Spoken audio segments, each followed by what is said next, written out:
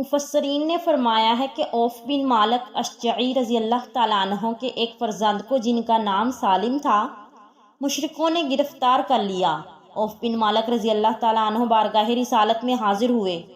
اور اپنی مفلسی اور فاقہ مستی کی شکایت کرتے ہوئے عرض کیا کہ مشرکوں نے میرے بچے کو گرفتار کر لیا ہے، جس کے صدمے سے اس کی ماں بے حد پریشان ہے، تو اس سلسلے میں اب مجھے کیا کرنا چاہیے؟ تو حضور صلی اللہ علیہ وآلہ وسلم نے فرمایا کہ تم صبر کرو اور پرہیزگاری کی زندگی بسر کرو، اور تم بکثرت لا حول ولا قوت الا باللہ العلی العظیم پڑھا کرو، اور بچے کی ماں کو بھی تاکید کر دو کہ وہ بھی کثرت سے اس وظیفے کا ورد کرتی رہے۔ یہ سن کر عوف بن مالک اشجعی اپنے گھر چلے گئے اور اپنی بیوی کو یہ وظیفہ بتا دیا۔ پھر دونوں میاں بیوی اس وظیفے کو بکثرت پڑھنے لگے۔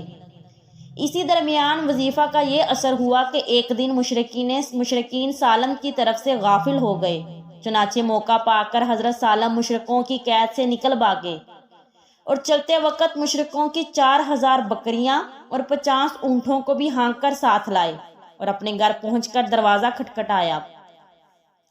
ماں باپ نے دروازہ کھولا تو حضرت سالم موجود تھے۔ ماں باپ بیٹے کی ناگہاں ملاقات سے بے حد خوش ہوئے، اور عوف بن مالک اشجعی رضی اللہ تعالیٰ عنہ نے حضور صلی اللہ علیہ وآلہ وسلم کو اپنے بیٹے کی سلامتی کے ساتھ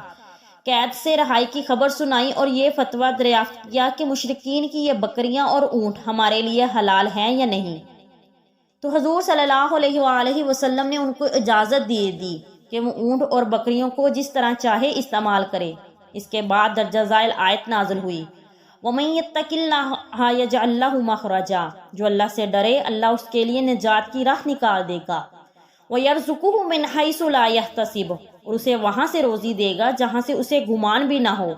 وَمَن يَتَوَكَّلْ عَلَى اللَّهِ فَهُوَ حَسْبُهُ، اور جو اللہ پر بھروسہ کرے اللہ اس کے لیے کافی ہے،